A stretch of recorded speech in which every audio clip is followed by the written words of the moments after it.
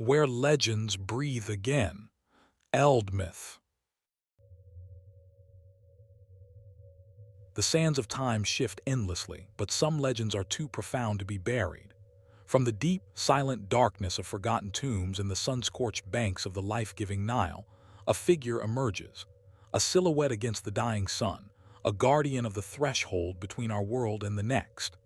This is Anubis, the jackal-headed god of ancient Egypt, a deity whose very image evokes the mysteries of death, the solemnity of the scales, and the promise of an afterlife.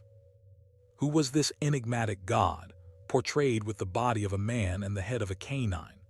Was he a fearsome psychopomp, guiding souls through the terrifying duet, or a compassionate protector, ensuring the dead were not lost to oblivion? For millennia, his name has been whispered in sacred chambers and inscribed on papyrus scrolls, a testament to humanity's eternal struggle with the great unknown. His story is not merely one of myth, but a profound reflection of an entire civilization's beliefs, fears, and hopes. As we embark on this journey, we will peel back the layers of golden funerary masks and descend into the deepest vaults of pyramid chambers.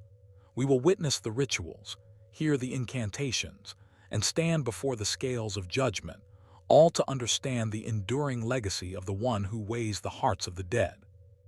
Prepare to step into a world where the desert wind carries the echoes of ancient prayers, and the watchful eyes of the jackal god await. To understand Anubis, we must first journey to the pre-dynastic period of Egypt, a time when the desert was a place of both danger and sanctity. The earliest Egyptians observed the wild dogs and jackals that prowled the cemeteries on the desert's edge, scavenging in the shallow graves. Rather than viewing them as mere desecrators, they saw in their behavior a form of guardianship. These creatures were the ones who lingered in the land of the dead. Thus, the concept of a canine deity associated with burial grounds was born. The earliest name for this god was not Anubis, but something closer to Inpu, meaning royal child, hinting at a noble, perhaps even divine, lineage that would later be codified. His epithet, Kentiamentiu, foremost of the Westerners, firmly placed him as the lord of the necropolis, the city of the dead which always lay to the west, where the sun perished each day. The earliest depictions are not the refined statues of the New Kingdom, but rough carvings and pot marks, a simple canine figure watching over the deceased. This was a raw, primal god, born from the direct and stark relationship between life, death, and the natural world. He was the reason why graves were dug deep, why bodies were protected with stone, all to keep the physical form safe for its owner, while simultaneously appeasing the god who ruled that domain. This foundational role as a protector of the dead, born from the simple, stark reality of the desert, would become the unwavering core of his identity for thousands of years, evolving in complexity but never in its essential purpose. As Egyptian civilization flourished along the Nile, so too did the mythology surrounding Anubis. His origin story, however, is a tangled web that shifted over the centuries. In one of the oldest theological systems from the Old Kingdom pyramid texts, Anubis is presented as a son of the cow goddess Hesat, or even as a self-created deity, emphasizing his primordial nature. But the most famous and later dominant narrative comes from the Osiris myth cycle. In this poignant drama, Anubis is the illegitimate son of the god Osiris and his sister Nephthys, who was disguised as Osiris's wife, Isis. Fearing the wrath of her husband, the evil god Set, Nephthys abandoned the infant Anubis in the marshes. He was discovered by Isis, who, despite the betrayal, took pity on the child and raised him as her own. This act of mercy forged an unbreakable bond, making Anubis fiercely loyal to Isis and Osiris. When Set later murdered and dismembered Osiris, scattering his pieces across Egypt, it was Anubis who assisted Isis and Nephthys in the gruesome task of gathering the body parts. Using his nascent knowledge of preservation, he wrapped the body in linen bands, creating the first mummy and thus performing the first act of embalming. This act was not merely practical. It was a profound magical ritual that allowed Osiris to be reborn as the king of the afterlife, forever transforming death from an end into a transition. The sacred art of embalming, therefore, became the divine domain of Anubis. He was known as Emayut, he who is in the place of embalming, the chief mortician of the gods. Imagine the scene within the Pernefer, the house of mummification, a dim, tent-like structure by the riverbank, filled with the pungent scent of natron salt, myrrh, and cinnamon. The air is thick with ritual incantations. Priests, wearing masks of Anubis to channel his power and authority, move with solemn purpose around the body of the deceased. They are not mere technicians. They are actors in a sacred drama, reenacting the actions of Anubis upon the body of Osiris. Every cut, every packet of organs placed in canopic jars, every amulet positioned on the body is a verse in this spell of resurrection. Anubis himself is believed to be spiritually present, his jackal head overseeing the entire process, ensuring its magical efficacy. The goal was not to merely preserve a corpse, but to create a perfected, eternal vessel, a sa for the soul's continued existence. The deceased was being transformed into an Osiris, and Anubis was the divine catalyst. This ritual was the crucial first step on the journey to eternity, a physical and spiritual makeover that granted the dead the potential to live forever in the field of reeds, provided their heart was found pure in the final, terrifying judgment to come. The mummification complete, the soul's journey entered its most perilous phase, the descent into the Jewat, the Egyptian underworld. This was a terrifying landscape of caverns, lakes of fire, and monstrous entities, all depicted in intricate detail in funerary texts like the Book of the Dead. Here, Anubis shed his role as mortician and became the Caridua, the great guide. He was the psychopomp, the one who led the deceased by the hand through this labyrinthine realm. The Ba soul, often depicted as a human-headed bird, would cling to his presence, for without his knowledge of the secret paths and the correct spells to pacify the demons that lurked in the shadows, the soul would be annihilated. Anubis was the steadfast protector in the darkness, his canine senses able to navigate the unseen. He would lead the soul to the ultimate destination, the Hall of Two Truths. This was not a place of comfort, but of ultimate accountability. The air in the hall was thick with anticipation and dread. Towering pillars supported a ceiling lost in darkness. 42 assessor gods, each representing a principle of truth, order, and justice, lined the hall, their eyes piercing into the very core of the soul's being. And at the center, waiting, was the great scale of judgment. This was the moment of truth, the weighing of the heart, the most iconic scene in all of Egyptian mythology, and Anubis was its master of ceremonies. With meticulous care, Anubis would oversee the balancing of the great golden scale. On one plate he would place the feather of Mad, the goddess of truth, a symbol of cosmic order as light as a principle. On the other plate he would place the heart of the deceased, the seat of thought, emotion, and morality. The entire fate of the soul hung in the balance. A single beat, a single tremor could spell doom. The creature waiting beneath the scale was Ammit, the devourer of the dead, a monstrous hybrid of crocodile, lion, and hippopotamus, her jaws slavering in anticipation.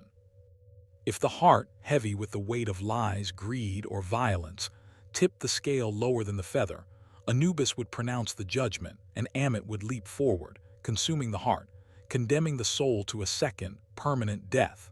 A state of non-existence so terrifying it was the ultimate fear. The silence in the hall during this ceremony was absolute, broken only by the rustle of the gods and the silent prayers of the soul being judged. But if the heart was in balance with the feather of Mad, a wave of relief and triumph would wash through the hall. Anubis would turn to the great god Osiris, enthroned at the end of the hall, and declare the soul true of voice. It was the final, official seal of approval from the god of the dead himself. The soul, now justified, was then led by Anubis to present it before the throne of Osiris, the resurrected king. Osiris, swathed in white mummy wrappings, his green skin symbolizing rebirth, would hold the crook and flail, the symbols of kingship. His presence was not one of a stern judge, but of a compassionate ruler who had himself undergone death and transformation. Anubis in this moment completed his sacred duty. He had shepherded the soul from the physical death, through the perils of the duat, through the judgment, and now into the presence of eternal life. The successful soul could now enter the idyllic field of reeds, a perfect mirror of Egypt, where it would live forever in bliss. This entire journey, from mummification to judgment, was a cycle meticulously overseen by Anubis, making him the most intimate and personal god in the life and death cycle of every Egyptian.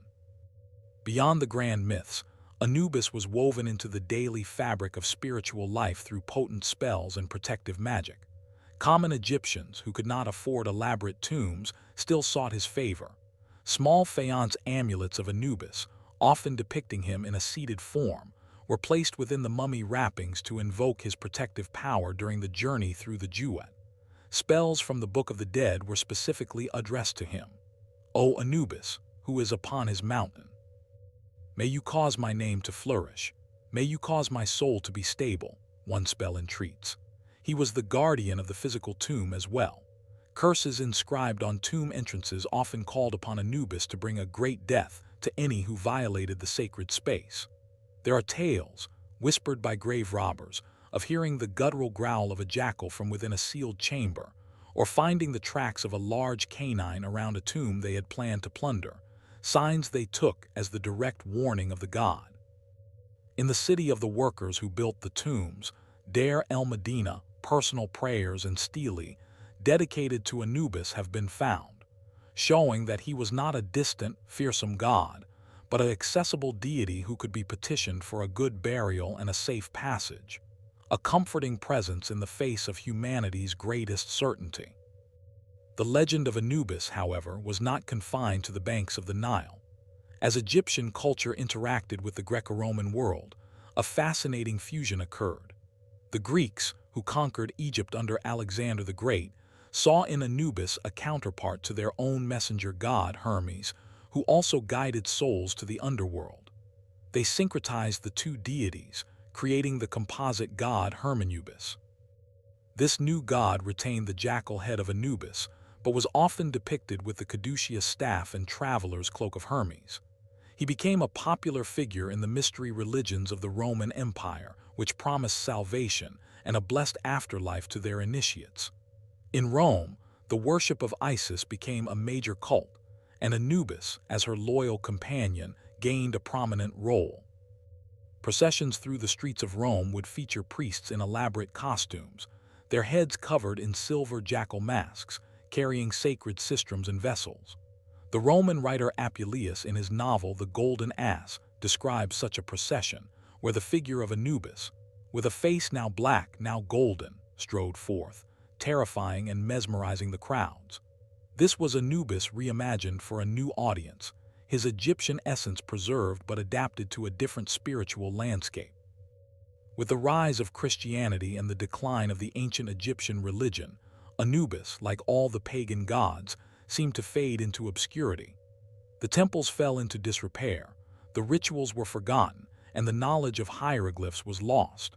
For centuries, Anubis slept in the silent desert, known only from scattered references in classical texts and the misunderstood artifacts that occasionally surfaced.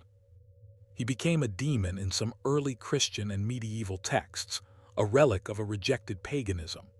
The Enlightenment and the subsequent era of Egyptology, sparked by Napoleon's campaign and culminating in the decipherment of the Rosetta Stone, began the long process of resurrection. When archaeologists like Giovanni Belzoni and Howard Carter broke into the long-sealed tombs of the Valley of the Kings, they were not just finding treasure, they were rediscovering a lost world.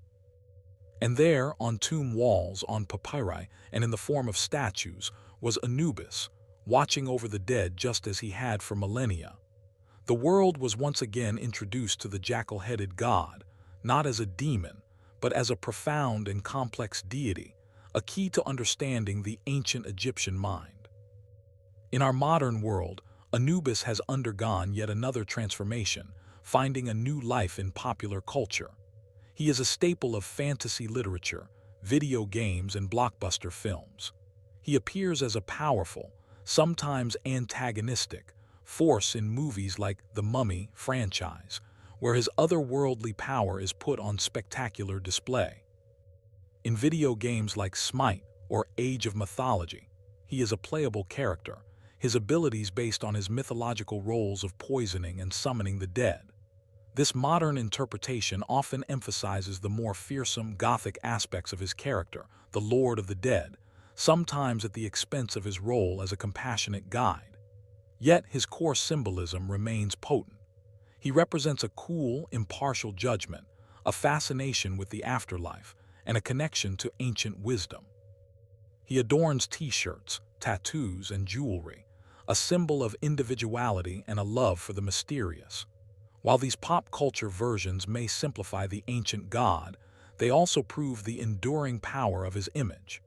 He is instantly recognizable, a bridge across 5,000 years, connecting the modern seeker with the ancient initiate in a shared curiosity about what lies beyond the veil. So what is the enduring essence of Anubis? He is not a god of death in the sense of being a destroyer like Set. He is a god of death in the sense of being a master of transition. He is the meticulous preparer, the unwavering guide, the impartial judge, and the final usher into eternity. His jackal head is not a symbol of savagery, but of vigilance, protection, and an intimate connection with the threshold between worlds. He looked into the darkness that every human fears and did not flinch. Instead, he learned its paths, mastered its rules, and offered his hand to guide the lost. The ancient Egyptians did not worship him out of morbid obsession, but out of a profound hope.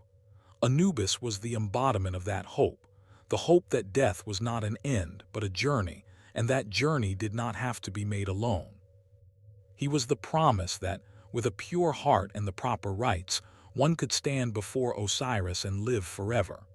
In a world of uncertainty, he was the one constant, the divine functionary whose duty never ceased, whose watch never ended. As the sands continue to shift over the pyramids and the Nile flows eternally onwards, the legacy of Anubis endures. He is a timeless reminder of humanity's quest for meaning beyond the mortal coil. He speaks to our deepest yearning for order in the chaos of existence, for justice in an often unjust world, and for a guide to lead us through the greatest of all unknowns. The next time you see the image of the jackal-headed god, remember the depth behind the symbol. Remember the sacred rituals, the terrifying journey through the duat, the moment of truth on the golden scales, and the ultimate triumph of a life well lived. He is more than an artifact. He is an idea that even in the face of death, we are not abandoned, that our actions are weighed, and that our stories etched in our hearts can echo through eternity. The desert may claim the cities, but some legends, like the watchful guardian of the dead, are truly immortal. Another legend fades, but the next awaits. Like this video, subscribe and continue the journey through myths.